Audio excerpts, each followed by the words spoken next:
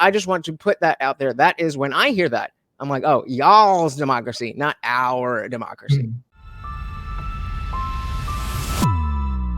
All right, well, look who we got in the building. Welcome, welcome, welcome, David. Thank you so much for being here. So this is not going to be a typical show, obviously. And as you can see from the thumbnail, head to head is the theme of the night here. Head, body, head, body, head. So as you can see, David is a liberal, obviously, and I don't know if I would call myself a conservative, but definitely, in the Trump camp versus the Biden camp. And we talk a lot about, oh, well, Biden does this and Trump does this, and the question often comes up: have you watched the whole speech? And a lot of times the answer is no. And so I thought it would be, or actually David thought it would be a good idea to just do a back-to-back.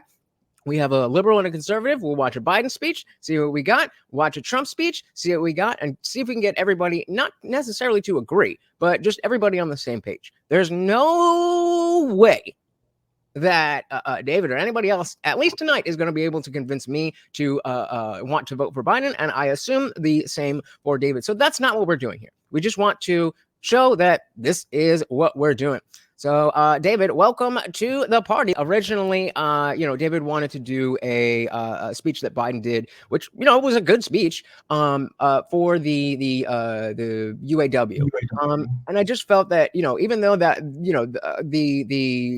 nobody was saying that Biden doesn't know English. It was just the issue that I didn't see any of the issues that we see, in the rest of Biden's press and speeches and stuff. I didn't see enough there. So I did pick the dark Brandon speech, but I'm pretty sure that David is going to have a very, very, very easy time picking out everything he doesn't like about Trump. So without further ado, let's dive into the speeches. We also have a little thing that we're tracking here with, for Biden. We have the sentiments. What is he talking about? Are there lies? Are there gaffes? We have the call out tracker, and then we have the same for Biden, for Trump on the other side. So, yeah, let's do the damn thing. As always, guys, if you cannot hear the video, please do let me know. My fellow Americans, please, if you have a seat, take it. I speak to you tonight from sacred ground in America, Independence Hall in Philadelphia, Pennsylvania. This is where America made its Declaration of Independence to the world more than 2 centuries ago, with an idea unique among nations, that in America, we're all created equal. Okay. This is where the United States Constitution was written and debated. This is where we set in motion the most extraordinary experiment of self-government the world has ever known. With 3 simple words: we the people. We the people. Definitely get behind These 2 that. documents and the ideas they embody, equality and democracy, are the rock upon which this nation is built. They're how we became the greatest nation on earth. They're why, for more than 2 centuries, America has been a beacon to the world. Agree so far. As I stand here tonight, equality and democracy are under assault.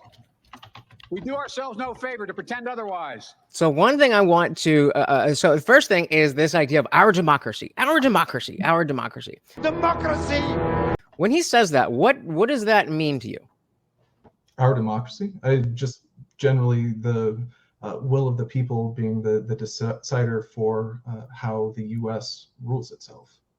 Okay, and I agree in general, but I feel that I stop it there because I feel that there has been a little bit of a twist, that there's might some lefties call it a dog whistle, that our democracy means y'all's democracy and we're not part of it. And we can get a little bit more into that with the, just the taking Trump off the ballot and that stuff. And again, I'm not saying that Biden is saying anything specifically, but again, I just want to put that out there. That is when I hear that, I'm like, oh, y'all's democracy, not our democracy. Okay, yeah, we can get into that. So tonight, I've come to this place where it all began to speak as plainly as I can to the nation about the threats we face, about the power we have in our own hands to meet these threats, and about the incredible future that lies in front of us if only we choose it. Shout out to Soil to Soul. Welcome, welcome, welcome to the party. I definitely think it is indeed going to be a good one. Welcome. Let's never forget, we the people are the true heirs of the American experiment that began more than 2 centuries ago.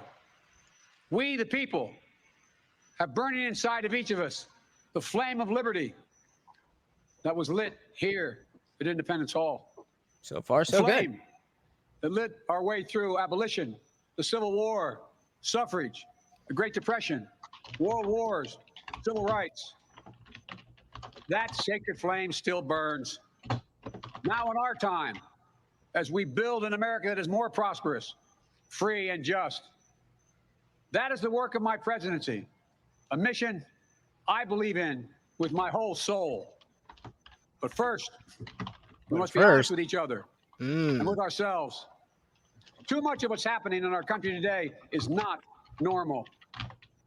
Donald Trump and the MAGA Republicans represent an extremism that threatens the very foundations. No, you messed it up. Let's go ahead and put a call out in there. Yep. So we got the call out on Biden here. We got, oh, you're already there. Got it. Boom. Beautiful. And so what's the best way to do this? It seems to me very almost like you're speaking out of both sides of your mouth. I mean, say we are America, we're together, but those guys are the problem. And again, not saying that people don't do it on the other side, but it seems conflicting. Sure. And I think if he was talking like very generally about, say, like half the country or like all conservatives, all Republicans, I think that would matter a lot more, but he's not. But because meaning he's not with the caveat they say not all of them, but the MAGA Republicans, that just that caveat. Yeah, I mean, we can continue. But yeah, okay. So, but I just want to make the point then that would it be fair then when we talk about Charlottesville and Donald Trump said there's fine people on both sides, but not the white supremacists. That is the quote. Yeah, I think that's generally fair. Fair enough. Our republic represents an extremism that threatens the very foundations of our republic. Now, I want to be very clear. Again, I would ask how exactly are we? What was the phraseology? Threatening the foundation of our democracy. I think you would point to things like just denial of the last election and going to the lengths that Donald Trump did in order to try and overturn the results. And so and I get that. And again, we're not here to debate the truths or not truths of what happened on January 6th. But if you are in the camp, let's just for better or worse, if you are in the camp that the election was illegitimate in some way or another, then wouldn't it be reasonable to act that way? Yes, and I think that's kind of the problem, because if all of the evidence doesn't really support this idea that the election actually was stolen, if you continue telling people that it is stolen and that they have to fight or else they're going to lose their country, then, I mean, yeah, people will feel completely justified in doing whatever they have to in order to do what they see as protecting their country. Sure, but it wasn't just Donald Trump saying, I tell you this, therefore you should think this, right? There was a lot of maybe not hard evidence, maybe bad evidence. But again, we're not talking about we're talking about the perception of people that there were, like Stephen Crowder did his whole thing where there was a bunch of ballots that went out to addresses that didn't exist. One was a bridge, one was an abandoned warehouse, all that kind of stuff. And so again, even if that is a false messaging, through the perspective of somebody who believes that false messaging, it's not unreasonable to say, hey, I don't think that our democracy is holding to its foundation because of the fact that the election went that way. Yeah. Sorry, you can go read the comment. Shout out to Bill Bradley. Welcome to the party. Said denial of an election cannot be used after how Hillary and many Dem voters said the 2016 election was stolen. Many still think Russia stole it for Trump in 2016. And go on to say weak evidence. So again, Brett, I'm not trying to the point of bringing these things up. I'm not trying to litigate whether they are real or true. I'm just saying that there is a path for what is out there for a reasonable person to be in the position to say, I think Trump is a better option, that you may not disagree with, but that is not an unreasonable position. That's really where I'm trying to get at. Thanks so much for watching, guys. If you enjoyed that clip, check out the full live stream link in the bio and catch me live every Monday, Wednesday, Friday, 8 p.m. Eastern. See you there.